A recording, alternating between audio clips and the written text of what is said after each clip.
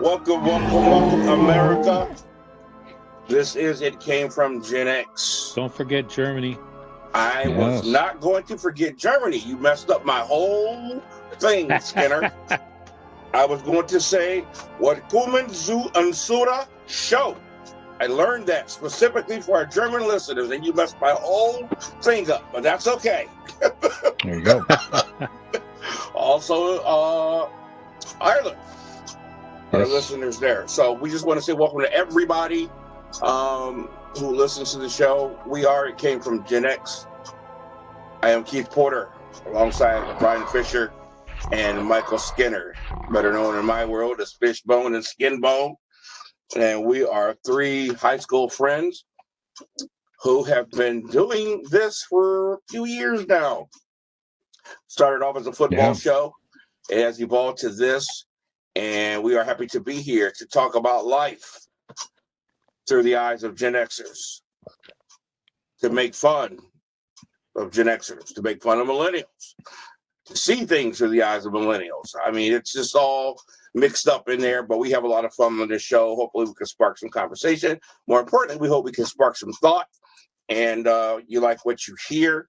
And without we have nothing. So we are so grateful that you're here with us today, here listening on so many different platforms we'll get to in a minute. But before that, Skinner, how you doing, my friend?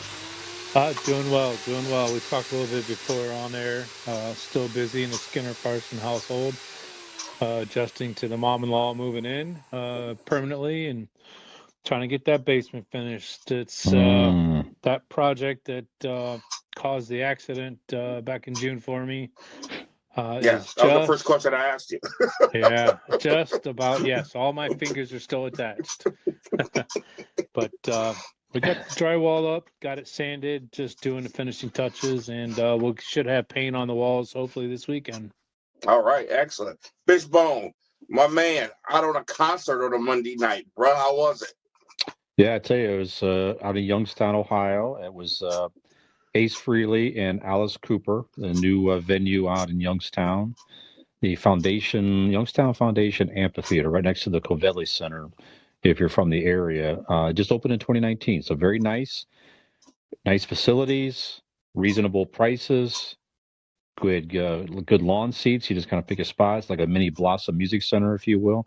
And both bands were terrific. So Ace Frehley sounded good. He sang well. He played well. He sang a lot of the classic Kiss songs that you wanted to hear him sing. And then Alice Cooper just came out and just killed it. I mean, he's 73 years old. Sounded terrific. Yeah, sounded terrific. And we talked about it off camera. He tends to keep he's smart enough to keep a good, strong band around him. And they were all terrific. Every single of them were terrific. Thoroughly entertaining show. It was a gorgeous late summer evening here, like 70 degrees at night. So myself, lovely girlfriend Allie, Jim Cunningham and his lovely fiancee Tina all went. Had a great time. And Jim Cunningham and I, first thing we did together was go see an Ace Frehley concert back in 1987. That's where we became friends. And we're still going to see him today, all these years later. So great That's time. Cool. Little things like that, man. That's the spice of life right there. Yes, indeed. Things come full circle. Cool. Well, I had a pretty good week, guys. Just kind of working out and the chiropractor that I heaped a little praise on last week, and he was grateful for that. He's been doing wonders for me, but pretty much it. Just kind of getting in shape here. Most people kind of start getting fat in the winter. I'm going to get in great shape during this winter. So I'm going to flip the script on them. So while you're on the mic there, Fish, tell everybody where they can find us. Well, thank you. You might be listening to us on WMVU.org, Global Internet Radio, Mondays from 7 to 8 p.m. Eastern. Just pull up the site, hit the play live section of the site, and you can hear the radio station, hear us at that time, 7 to 8 p.m. You can be listening to us on demand whenever you want to for free on your favorite podcast platforms, Apple Podcasts, Spotify, Google Podcasts, and more. If you're listening on podcast, give us a subscribe, and Apple, give us a rating and review. It helps others find the show. We appreciate that. You can watch us on our YouTube channel. Just look for It Came From GenX. All links to our show. It can be found on our Linktree account. Just look up It Came From GenX, Linktree, Link tree, and a nice platform comes up. Everything is there for you to click into our social media and all that stuff. And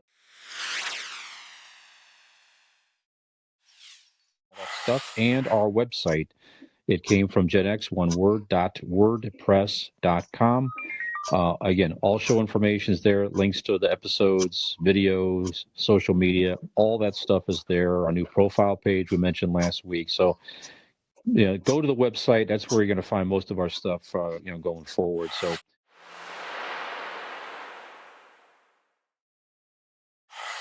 thank you. If you like our stuff, tell a friend. We appreciate your support. Thank you. All right, excellent. Okay. Well, let's get this thing cooking. Skinmo, world news. Before we do that, we got a couple shout outs. Gustavus Dominic at WNVU. Thank you for all you do. Had a conversation with them this past week. Looks like the radio station's cooking on some ideas and things, and wanting to maybe see what we could partake in that. So we'll talk more about that. Sounds interesting. Down the road. He's getting some print ads going and some stuff on the website. So if you guys do check us out on WNVU.org, you'll probably see these wonderful faces on that website at some point here in the near future.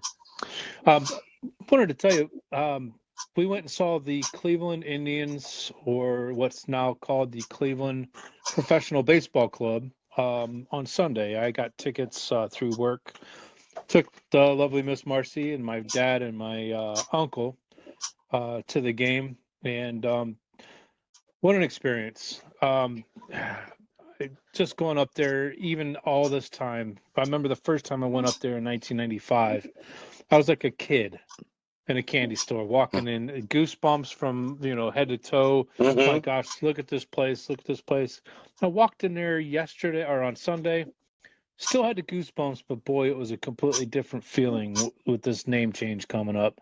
I know we talked a little bit about it with the Guardians, and they're going to be the Cleveland Guardians next year versus the Cleveland Indians, which true baseball fans know that. And if you listen to our shows here in the past, so I think I had a rant on one of those I think you had a little bit of as something. well. So something to say. I won't dwell on that, but I wanted to bring it up that I was able to make some memories with my dad and my uncle.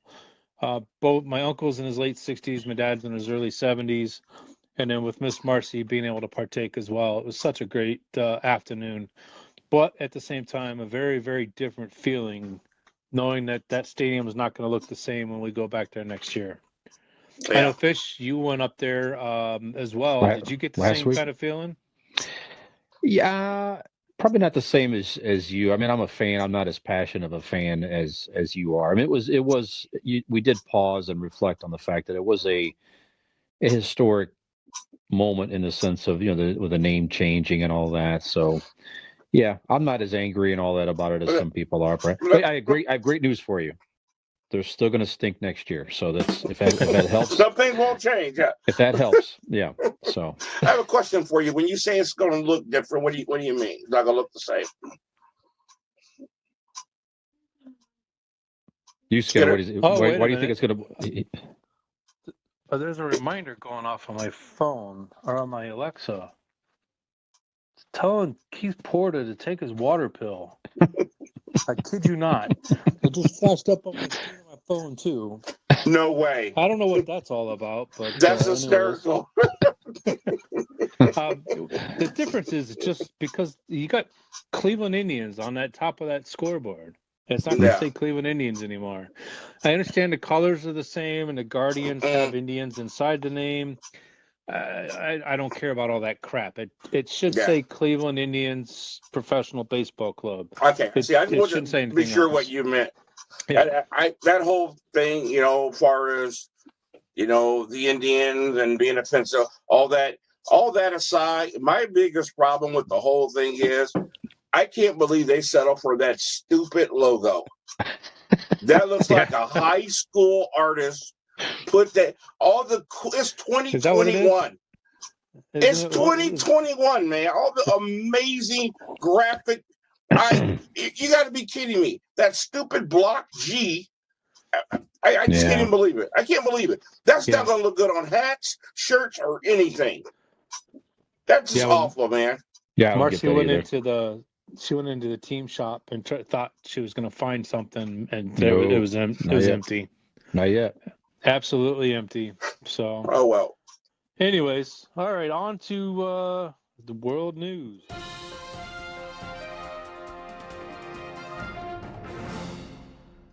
This one kind of hits at home because we've had to deal with this in our household. Have you heard hashtag devious licks? I have heard that, yes. Hashtag slap a teacher? I haven't heard that one, no. Oh, my. Here's another one. Hashtag devious sips? No, not that one. Or here's another one. Hashtag hot chip challenge? Yes, I've seen some of those. Yes. Some of those are kind of funny, actually. So, okay. So we'll start with the last one, the hot chip challenge. Interesting. It's a neat, harmless thing that's gone viral. I don't know if you guys are familiar with Sam the Cooking Guy on the YouTube channel. I'm giving him props, and I probably shouldn't have. These people look like they're in serious discomfort doing that one. Yeah, that chip challenge. They're not harmless. Somebody's getting ulcers. Sam the Cooking Guy, he owns a couple restaurants. He's a Canadian and lives in San Diego. Owns a couple restaurants. And he does a cooking channel on YouTube. He takes out a video every 3 days. At the end of one of their episodes, they recorded him, his son, who's the lead camera guy, and another assistant, and they all three took the challenge. And they did the top one with the ghost pepper and the I forget what everyone, but on a scale of 1 to 10, it was the hottest. And it was the funniest damn thing I've ever seen on television. I'm not going to lie. Watching these guys run around, they had a glass of milk, and they said, we're going to try to see who could last the longest without taking a sip of milk with this milk. Well, the one kid didn't last but 30 seconds, and it was on from there. Anyway, little Serenity took my 12-year-old. She bought the chip. And she didn't get the highest, I think if you rate it from 1 to 5, it was right like number 2. Not the hottest, but not. And she pulled this chip out, and they're about the size of a $50, maybe a little bit bigger. She took a piece of this thing. It was probably about the size of a dime, and put this in her mouth. And for the next half hour, we had nothing but entertainment. She's running around the house, drinking everything she could possibly do. Yelling at mom because we made her do it and this, that, and other. This was all done on herself, so it was pretty hysterical. And then of course we talked about one of the other episodes, the challenge where they were doing the milk crate challenge. Yes, the idiots on grass and dirt trying to walk on milk crates and all that garbage. Yeah.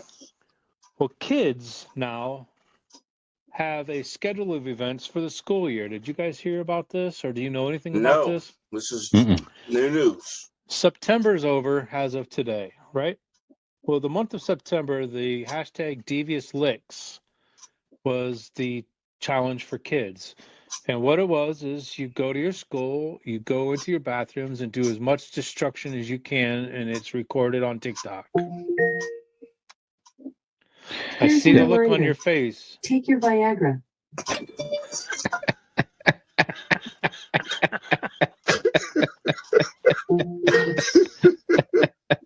Here's your reminder.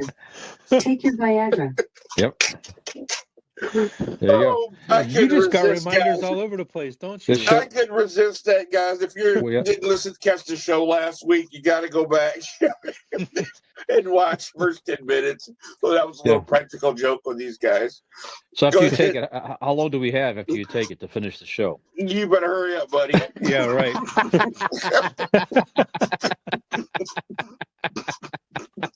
You better get these topics quick. I'm telling you right now. Right.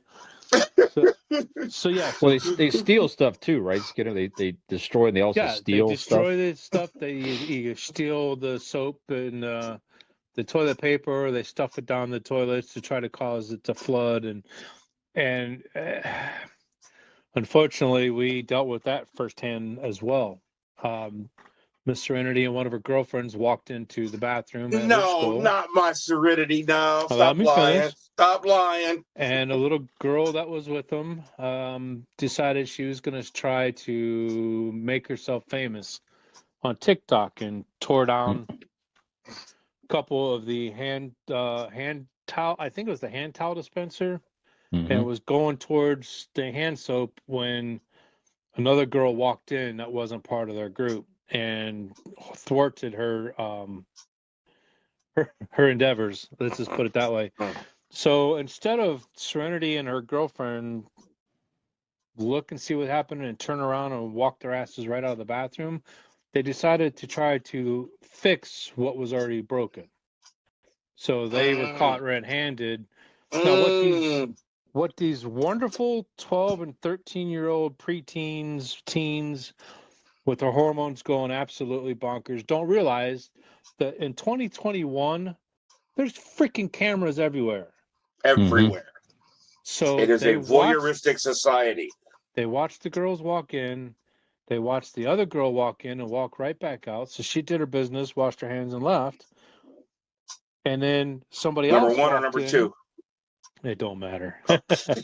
But so the next person that walked in after those three left reported that the bathroom was tore up. So of course you go to the cameras and there it was. Wow.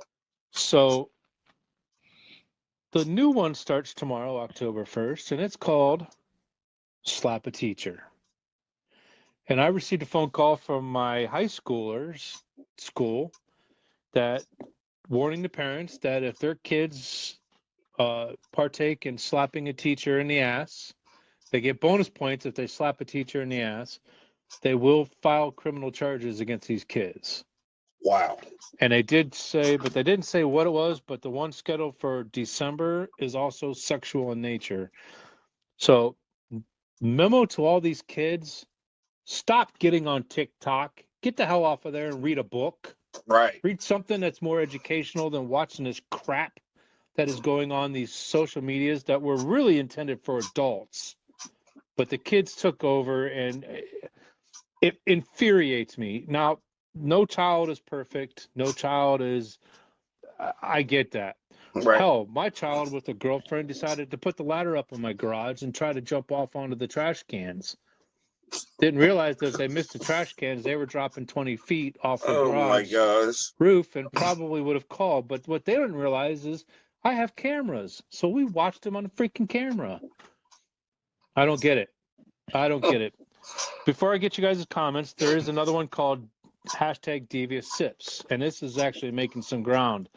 What it is it's encouraging kids to surprise their teachers with their favorite beverage and bringing in school supplies for the classroom and putting this on camera or get this on TikTok to try to make things a little bit easier. So with that being said, and I was actually pretty good with my rant, I'm going to turn it over to you guys. And I know Porter is nipping at the bud here to talk, so I'm going to shut up and listen. Yeah, you did do pretty good. I really thought you were going to bring the steam on that one. So kudos for holding yourself in check there. A couple of quick questions. There wasn't cameras in the bathroom per se.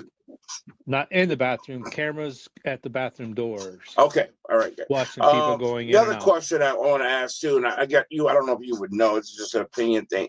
This all stemmed from what you said. The ice bucket challenge was the beginning of all this. I don't know that was the beginning, but that's just one of those other challenges. Okay. It's all part of the TikTok theme. All right. Well, first of all, hey students, I got a challenge for you. I dare you to pay attention to school and get good grades. Big challenge. I dare you.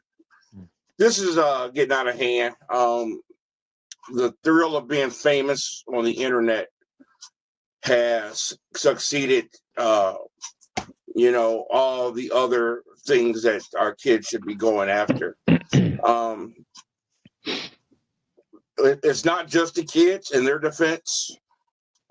We talked, like you mentioned, about how stupid the milk crate challenge was. My very own Juju Schuster did the milk crate challenge.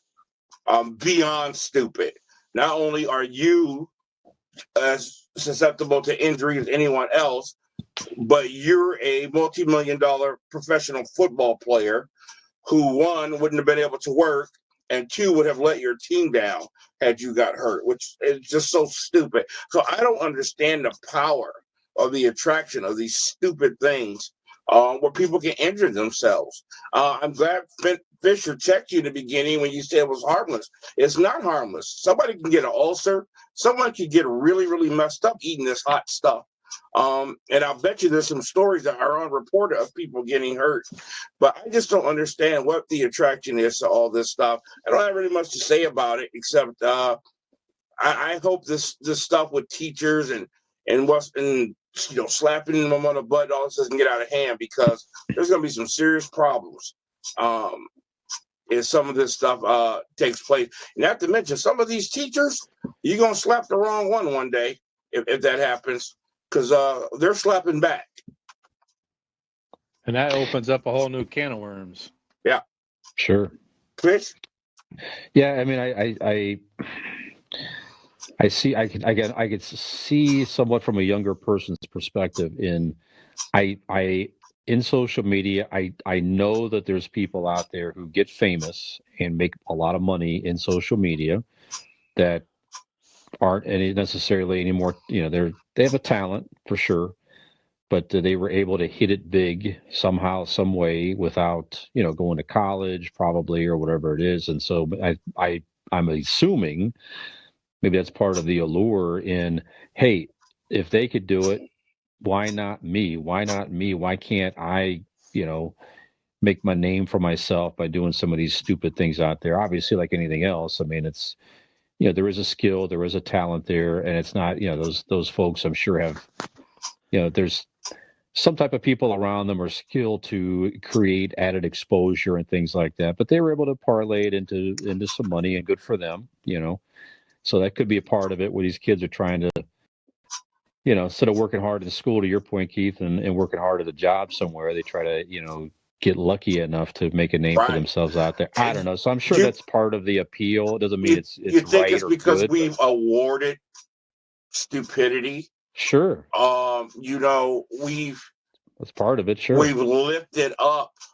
Listen, don't get me wrong. This is the land of opportunity, and everybody's not going to be an Elon Musk or Bill Gates or what have you. I think this is a great country where somebody like a Snooki from Jersey Shore can become a millionaire. The Jackass dudes. Yeah, exactly. Having no skills or what. But what about this girl, the Cash Me Outside girl? This idiot. Yeah. She's raking in hand over fist now for being, insubordinate, disrespectful, ignorant, uneducated, whatever. The adjectives go on and on and on. And I just scrolled through Facebook the other day, and this stupid video. I'm like, oh my gosh, that's that chick from Dr. Phil. Yeah. It's because we're rewarding this type of behavior, and kids see an opportunity to get fame or possibly money without having a skill or earning it the hard way, that they're willing to risk their credibility, they're willing to risk their health, they're willing to risk their relationship with their parents, school officials, and it's really, really sad to see, man. Yeah. Well, that ain't gonna get any better anytime soon, anyway. No, I actually erased my TikTok account because I just got tired of all the crap that was in it. There was a lot of great stuff. I learned a lot of stuff. Got some great information health-wise or whatnot, that I was able to pursue and do my own research on. But I just got tired of scrolling through all the junk that was going in my head, too. And I would go on, say I was going for a few minutes, and I'd be on it for 30 minutes still swiping, so... Yeah, and that stuff. It could be very dangerous too. I mean, you're right. There's definitely some good stuff out there. There's some very nice, heartwarming things. There's definitely funny things that are not harmful with, pets in different situations, and couples pranking each other, and just little fun things like that. That stuff's fine. But you're right, man. You can get sucked, and it's more and more platforms doing that stuff. You got TikTok now. You have There's Reels on Instagram. There is the shorts videos now on YouTube. Yeah. All the same type of stuff. They're all trying to cash in on people sitting there. And next thing you know, you scroll through some of those, 30 minutes. Yeah. 30, it's just Easily. gone. You get sucked into that stuff so easily. Now we use it too. I mean, we're not going to lie. Hey, we're trying to get a little exposure and things and all this and that and the other. But we're certainly not, assuming it's going to help us get rich and not continue to work hard and everything else at our jobs. I don't know, man. So unfortunately, it's probably here to stay. As long as these social media platforms are out there and they're so accessible, and it's just probably going to be here, and we're just going to have to try to teach our kids and set good examples and all that stuff. And I don't know. It's a tough one. Okay. Yeah. All right. Thanks, Skinner.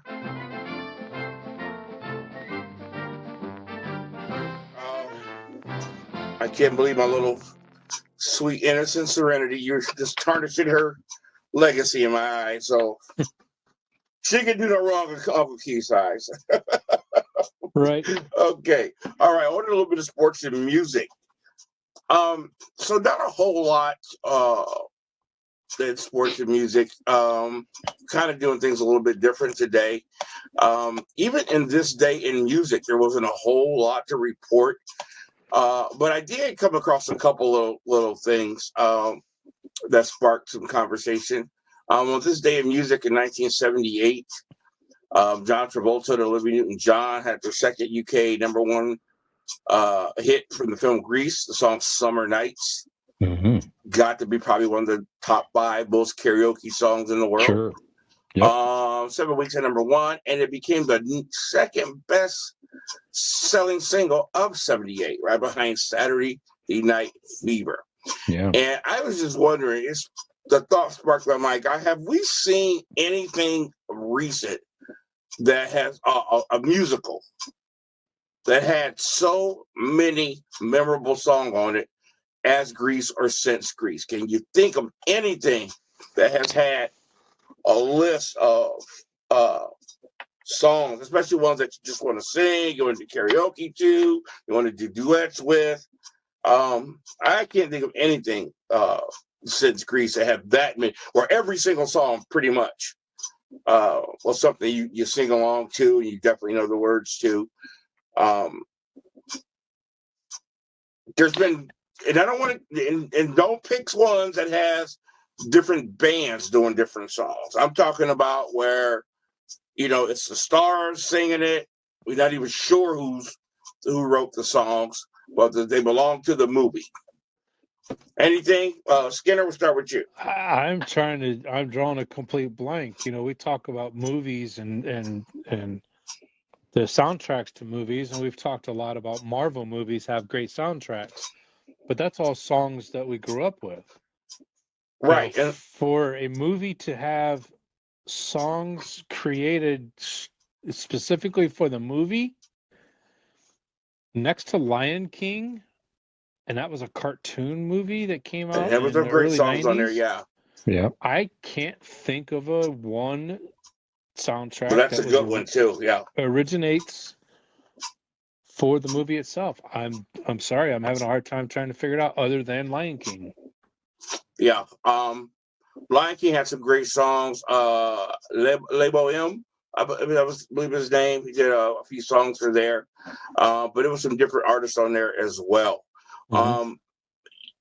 Even today with some of the musicals that are out there, there's usually 1 or 2 great hits from that, and that's about it. But I haven't seen anything with the power of Grease where you're singing, Summer Nights, Beauty School Dropout. I mean, the list goes on and on and on and on. Fish? Yeah, I'm trying to think of it. I mean, Hamilton certainly is a very popular musical. Mm-hmm. And I'm sure people are fans of that. Obviously they made a movie out of it. They probably could rattle off all the songs from that if you're a fan. Certainly, right. And those are created specifically for the musical. But from a movie like that, with, like you say, with the stars singing it, it's you may not ever see something like that. No. Again, and obviously Olivia Newton-John was one of the most popular pop artists of her time. And John Travolta was pretty solid. And the chemistry between the two was undeniable. Yes, absolutely. Yeah. So Yeah, Yep. I haven't even heard a single song with that strength in a musical recently, except one of my personal favorites, and I don't even like the way the artist does it. But from the musical Wicked, the song "Defying Gravity" is Sure. an outstanding song. What's her name? I know she was on Undercover Boss, but she has a great voice. And she's Adina Menzel. But if you can't go Google "Defying Gravity" on Britain's Got Talent, here is a young girl. I think she might be 10 years old, who sings this song, blows Idina Menzel out of the water on this song, man. I mean, it's unbelievable to hear. And it's every now and then when I'm feeling bad, I'll pop that video on and watch this little kid blow it up, and it is amazing. But it's probably one of the strongest songs I've ever heard from a musical in the last 20 years or so. So, Yeah, Julie Andrews in her time, certainly with Mary Poppins and Sound of Music and all that. Those are some pretty okay, yeah, that heavy was duty good too. back in those Yeah, we days. can go Far back as that to kind of the. You music go way back back. then, yeah. Yeah, but anyway, since Grease, no, you're right. Since Grease, Right. no, not really. Right, and popular music too. Yeah. Yeah, absolutely. Bo Dermott, that's her name. Young girl on Britain's Got Talent. You watch her sing "Defying Gravity," man. It'll cheer you up. Unbelievable. I'll have to Okay. check that out. All right. Okay. So we kind of got a little bit, got some things going differently here today. I know Skinner has some stories that are kind of sports, which is normally my thing. And I got something that's kind of pop culture, which was actually Fisher's story from last week. But because of recent incidents, we're going to talk about, and you kind of help out with this, Fish. Why don't you lead us off with your Emmys story?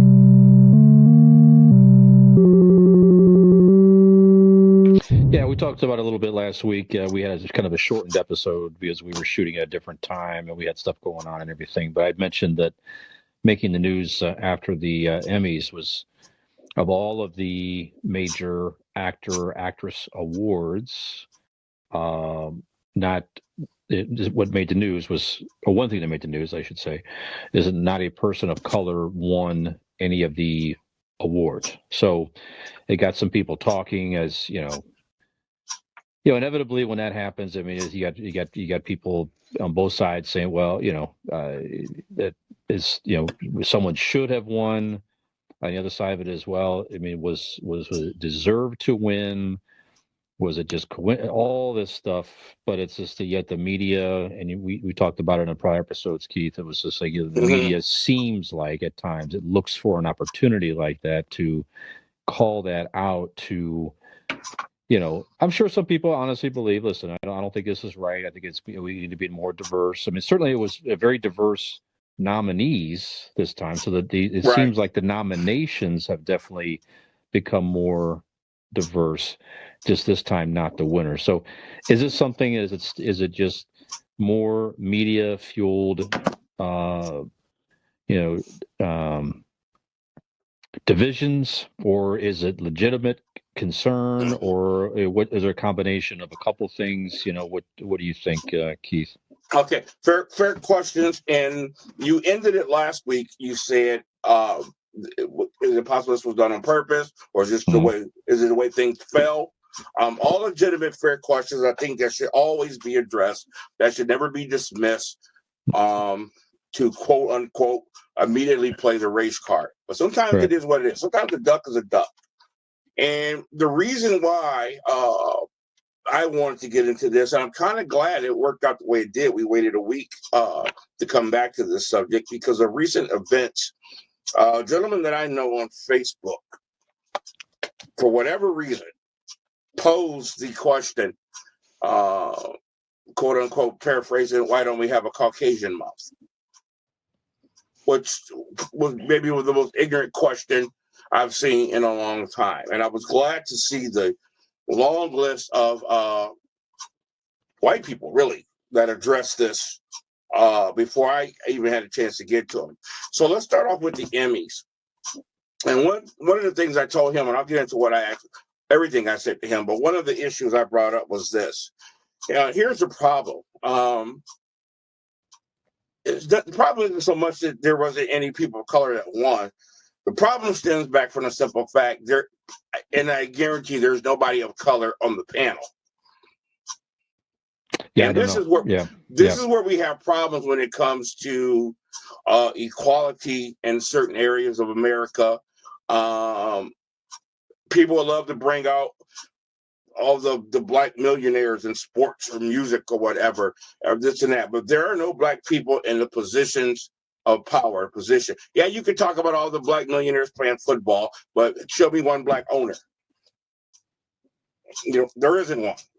And when you have a panel of white people together, I would bet biscuits to donuts, none of them watch any shows that pertain strictly to black culture, like Blackish or something like that.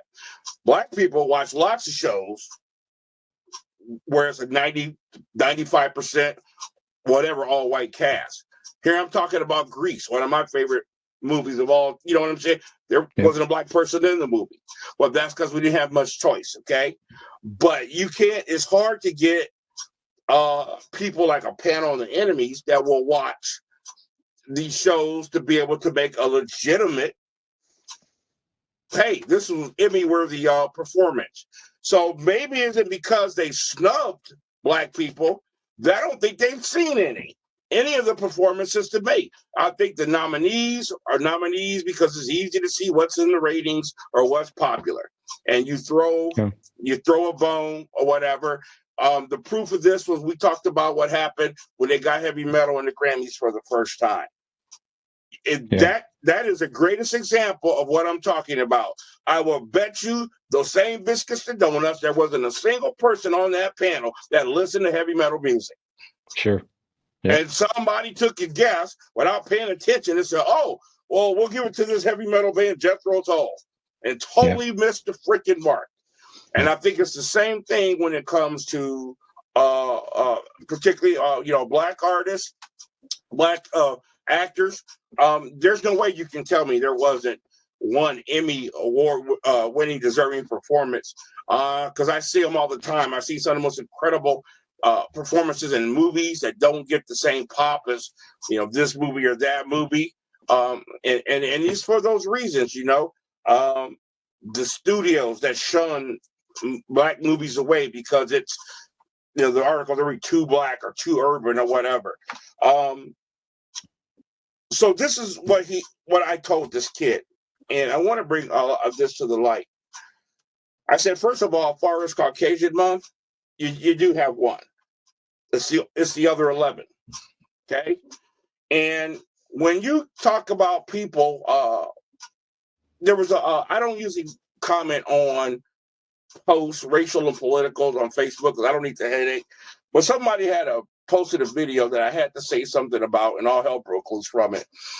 And I'd seen this when I was at the University of Akron. Colleges have what they call a multicultural center now. I don't know if you've seen these. And a multicultural center is a room in the student union, usually, where all the students of different cultures can come and commune and hang out and whatever. And it caters to them and their needs.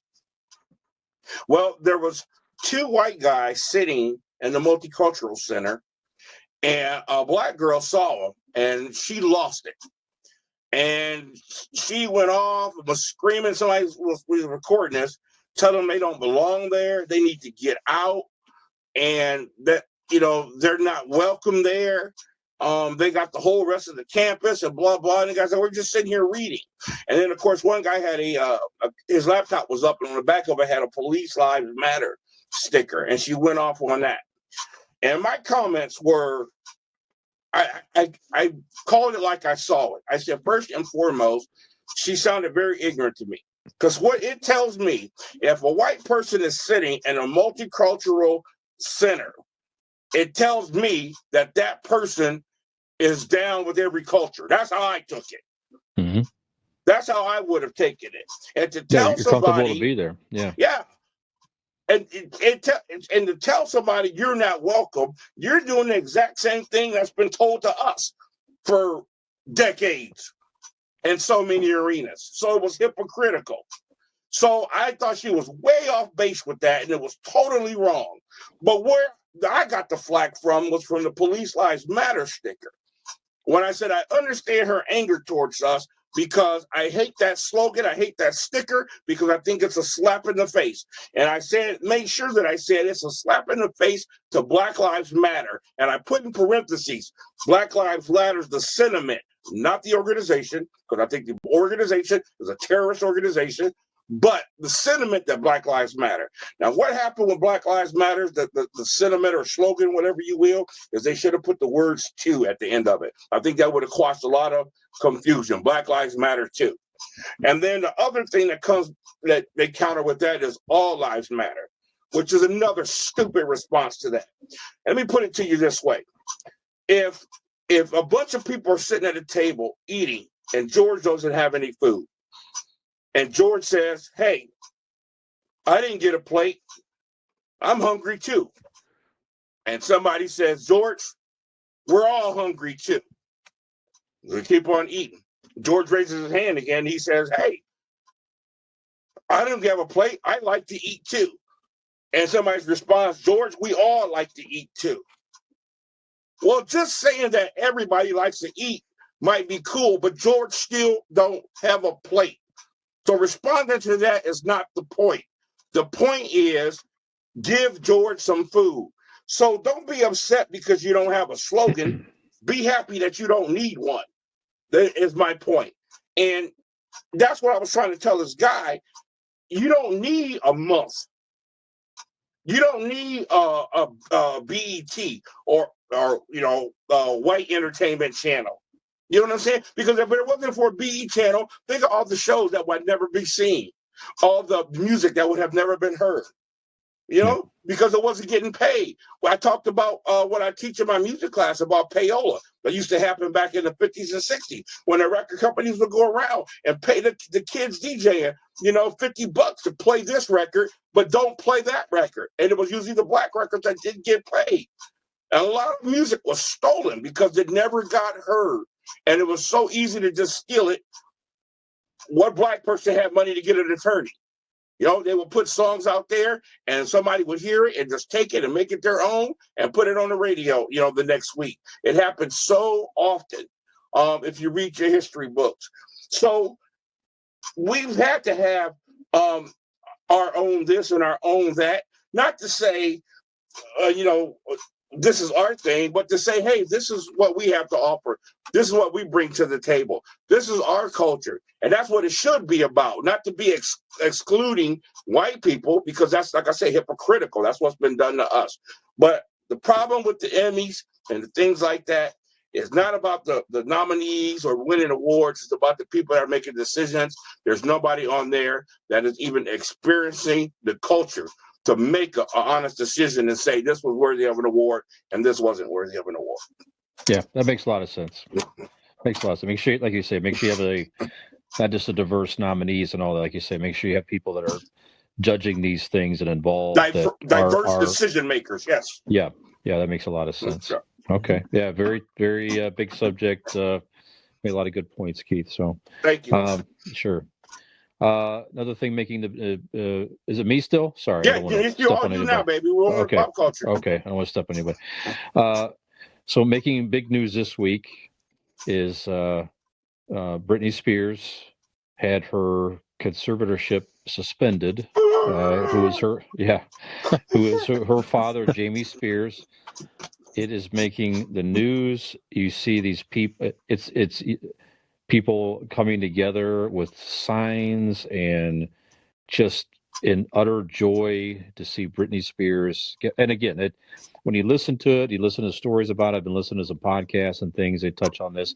I mean, it does sound pretty bad. I mean, it does sound like she really, had more about her than that seemed to be. And it would be very, very terrible to have your life controlled by anybody like the Sure. level that apparently this was, with being watched all the time and everything monitored and everything else. I mean, it's so not saying that that's not bad or that's not, we're not happy for Britney Spears in that respect. To me, it No, was more. I feel for Go her, ahead. and I'm happy for her as a human being. Yes. Only thing funny I got to talk about is the fans. That's the only people I make fun of. That's it. That's what we're talking about here. So it's just interesting that people can mobilize and come together and and again, it's a common interest. Is it hurting anybody? No, it's certainly not hurting anybody. There's nothing going on with people being violent or tearing up stuff. It's none of that stuff made. And it's just people Right. coming out and they're happy for Britney and all that's fine. It was just interesting in the sense that on social media and otherwise, people can mobilize themselves for things It would be like nice to this. see that type of effort towards something that would matter. Yeah. When we see injustices, we'll boycott this place. I used to have a pastor. He used to always make fun, and he was saying, if the price of pork chops get too high, you can't get people to boycott buying pork chops for a month. He said, and he used to say, you know what I'm saying? He goes, everybody's lips still gonna be greasy because they don't want to stop eating their pork chops. You can't get them to come together for that. But yeah, you come together for Britney. Well, I have two thoughts on it. There's only 4 people that story affects. It's Britney Spears, her 2 children, and the individual that's been ruling her life, dictating her life since what was that, 2007, 2008, when this all happened. And I have a question about this: is why was the case suspended and not dismissed? Any idea his conservatorship? why? His conservatorship, you mean? Yes. Why was it not just dismissed? I don't know. I think they just wanted to stop it, and they said the judge would make a decision later. But I think he filed to have it removed. Yeah, that's what I thought I saw, that he himself removed himself from that position. Okay. Yeah, so she's gonna get out of it. I mean, that's where it's gonna go. So hopefully she is of sound mind, and this guy that she's marrying, hopefully he is a nice guy. He's not gonna take advantage of her and all that stuff. So yeah, we'll see. Go ahead. I was just going to say, I was telling you earlier, I watched a clip of that coverage the other day on TV, and I'm looking at the fan. There's 2 guys hugging each other and crying over the decision. And I'm just, I don't want to knock what's important in somebody else, but I can't be like, get a life. Are you serious right now? Yeah. But, hey, listen, nobody's getting hurt. Everybody can't be in the politics or whatever, but it's just like, are you serious right now? 2 guys, man, they're shaking and crying. Like, wow. Okay. Yeah, I don't know. Yeah. Of course, it's not that I've been out mobilized myself to do something, and that I could do more stuff like that too. But at the same token, I'm not, doing the hanging out for Britney Spears. I don't know. Anyway, very interesting stuff. So, anyways, at the end of the day, good for Britney Spears. Happy for her fans. Just happy for her. There you go. And hopefully she's able to live a more fulfilling life. I know we all certainly agree with that. So, all right. I don't know. A couple things upcoming here, so we're interested in it. Next week, finally the new James Bond movie is set to be released in theaters. No Time to Die. It's the last James Bond movie with Daniel Craig as James Bond. He's been playing the role for several years. It's the 25th of James Bond in the series. Malik, I can't remember the guy's name, the actor who played Freddie Mercury. He plays the villain. Rami Malek, yes. That's it. It looks good. It looks like a lot of fun. So I've been a James Bond fan for many years. I do plan to go see it. I know Cooper and I, growing up as kids, got hooked on James Bond, and we've seen several movies together in the theater and otherwise. And it was on cable when we were all growing up, all the old Sean Connery and Roger Moore movies and this and that and the other. So is this something that is it going to, obviously he's going to step down and they're going to be looking for a new James Bond. Is this something that's able to continue? Is this something that's more our generation and younger? Is James Bond still the thing for you guys? I was curious about your fandom of James Bond and if you think it will continue to be as big a deal in the future. Skinner, what do you think? Me, truthfully, I stopped watching when Sean Connery stepped on. To be honest, absolutely loved all the movies through Sean Connery. Roger Moore I thought was terrible. Oh man, that's blasphemy right there, man. Yeah, I know, because I know you enjoyed his stuff, but I thought Yeah. he was terrible. Mm. What's his name? Pierce Brosnan, Pierce Timothy Brosnan. Dalton. He was just okay as James Bond, but nobody was Sean Connery. So now you're going to step down again. Who's going to be the next James Bond? Is it going to be diluted even more? Is the way I look at it. Now, will I go see this movie? Absolutely. Call me when you guys are ready to go see it, because I'll be there with you. All right. But as far as the fandom and the excitement, I just don't have it like I did when Sean Connery was James Bond. There's nothing like him. He had arguably maybe 2 good movies, Sean Connery. Anyway, we could talk about that another time. Yeah. Anyhow, Keith, what do you think? James Bond, are you excited for this or not so much, or what's your thoughts? Yeah, first I would say to Skinner, watch your mouth what you say about it, James. But only problem with Roger Moore, he was just too freaking short. That bothered me. But anyway, good point, Fish. Sean Connery, in my opinion, was the best James Bond, but there was only 2 or 3 really good movies. They were really long-winded before they got the formula down pat. Yeah. And I thought Dalton just was not James Bond. I don't mind the movie so much. I think they were the weakest of the bunch, but he just wasn't James Bond to me. I was fine with Roger Moore. Some of the greatest movies came out of that. Live and Let Die, Moonraker, 2 of my favorites. Pierce Brosnan definitely was a James Bond to me. And on to the current James Bond. I've been really disappointed in these movies. The last one was great, but even still, they haven't really encapsulated the James Bond thing. It hasn't been enough gadgets.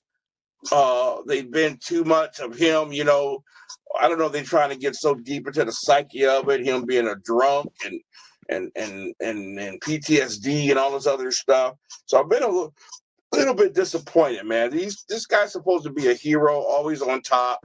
Cool gadgets, lots of cool chicks, and I think they've kind of deviated from the formula. So I hope this was a little bit better. But I'm excited to see it. And to answer your question, I think as long as us as Gen Xers have money, James Bond's going to go on.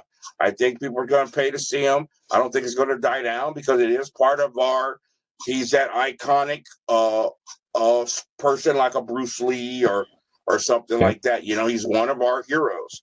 I sure love the next one to be black. I love to see Idris Elba as James Bond. I think that would be a great little twist. But I certainly will see it because it's part of who I am.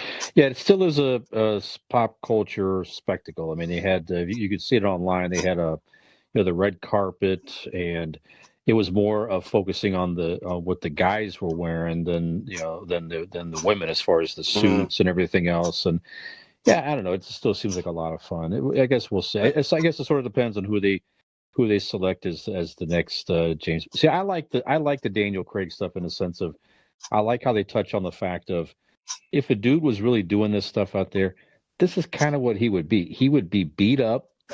Yeah. And he would be, he would have a lot of problems mentally and physically. But see, now, if it wasn't James Bond, I would dig it. But the James Bond that we've grown up with has been kind of almost along borderline fantasy, almost impossible that he's just a perfect fighter. He can fly a plane. He can do all this. It was kind of a little bit superhero in a way. And I think they've gotten away from that. If it was just a standalone movie, it'd be great. Okay. Yeah, I guess we'll see. I mean, the previews look great. I mean, they show the Aston Martin. They show the machine guns out of the I saw that. The Aston Martin's a great touch. Yeah, so I guess I'm sure they'll touch on some of that. Anyway, so we'll see. We'll watch it. We'll come back and we'll talk more about it. And maybe we'll touch on who we think the next James Bond should be, a little more detail in future episodes or something like that. So, okay. All right. Well, not a great story here, but we don't have to touch on it too long at all. But I think that made big news this week. R. Kelly was found guilty of lot of bad stuff as far as racketeering and everything else here. So he's probably going to spend the rest of his life in jail. Certainly it's, none of us is going to agree that or disagree that it's deserved. I don't know. Any thoughts on R. Kelly, or not so much? He got what he deserved, and let's move on. What do you get, Keith? What do you think? When you brought this up in our quick pre-production meeting, I said I definitely want to touch on this. I only want to touch on it for one point. Mm-hmm. He shouldn't be the only person going to jail. Yep. And I think that needs to be highlighted. Yep. All these things he did with these young girls and these parents that are crying for justice. You knew what was going on when you were dropping your little girl off with him. How was he getting all this alone time with your 14, 13-year-old daughter? Where were you? Because money was being exchanged. That's why. And as soon as that stopped, now all of a sudden, you want to cry wolf. So I wanted to bring it up to make that point. He shouldn't be the only person going to jail. Some of these parents ought to be right behind him. Very possible. Skinner, any thoughts? Keith said it perfectly. Yeah. I've got 4 biological daughters of my own and 3 stepdaughters, and yeah, those parents, they deserve to be right behind them. And could that happen to Serenity and you not know? Oh, Jesus. Exactly. Yeah. Anyways, yeah, it's well deserved. He shouldn't be alone, but I'm just glad the story's done. Hopefully there's not going to be 10 years of appeals that we got to keep hearing about this, because it needs to be put to bed. He's where he belongs. Unfortunately, there are others that belong there with him. I normally don't get in calling innocent or guilt, but come on, dude. They got video of you peeing in a teenager's mouth. Seriously? Come on, man. Stop. You're a buzzard. Yep. Okay. All right. Well, getting to be about short on time. I saw something pop up while we were on the episode here. So Scarlett Johansson and Disney have settled their Black Widow lawsuit. That was fast. That was quick. Yeah, it seemed to be pretty quickly. I don't know if I see.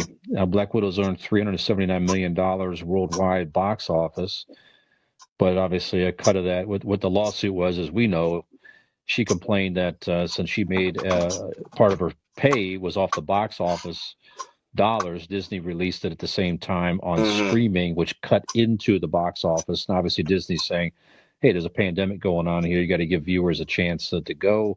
And then she's saying, that's fine. You could have released it on streaming later and let the box office kind of ride a little bit. And I'm deserving of more money. So obviously it sounds like Disney did indeed pay her more money. I did see where they, at least at the time, had parted ways with future projects with her. I don't know if that's kind of back on the table or not. I don't think there's really any details there yet. So I don't know. Thoughts on that lawsuit? Did she have a legitimate case to say that she did deserve more money? Obviously, she got it, but you think it was ridiculous on her part? Any thoughts on this story and this lawsuit, Skinner?